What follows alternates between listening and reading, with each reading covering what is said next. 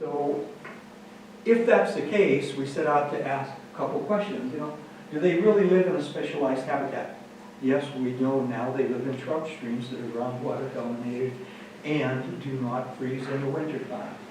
Do they have a special timing of their life cycle? And I'll show you some information about that. Do they have special physiology? How do they keep from freezing?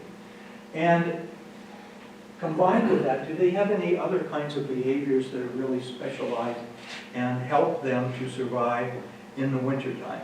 Now, I'm going to take a graph and turn it on upside down because that's the way I think of the world in some ways. But this is Bruce's graph turned the other way around. And basically what we're showing here is stream temperature and the accumulation of temperature in terms of degree days on an annual basis, starting in January and ending in December. And the red is a surface water dominated stream that freezes in the summertime, or freezes in the wintertime. And the blue is the groundwater dominated stream. So when we think about summer dynamics or trout fishing during summer seasons, we're usually talking about this time of the year. And you'd be looking for streams that are cold water streams, basically is the way the DNR refers to them in their regulations and rules. So you'd be looking for those cold water streams. But what's really important is that in the wintertime, the temperatures in groundwater dominated streams are warmer. They're not freezing. We've already talked a little bit about that. And these insects are emerging during those periods of time.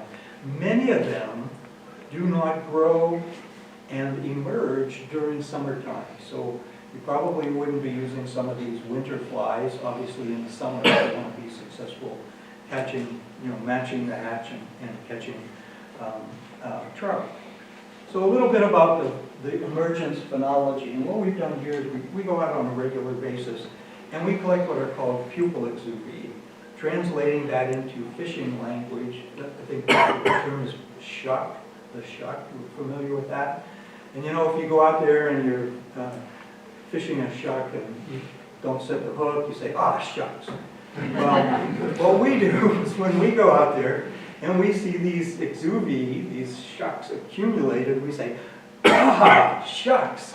And there they are. It enables us to quickly collect information about what is emerging.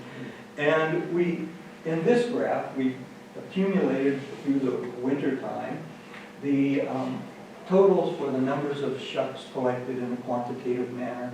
And we plotted versus water temperature. And what you can see is that in the years that are reported here is 96% of the emergence of Diomysa mendoti occurs when water temperatures are 10.1 degrees or less. And yes, they have a very special kind of phenology. They're adapted to those colder times of the year.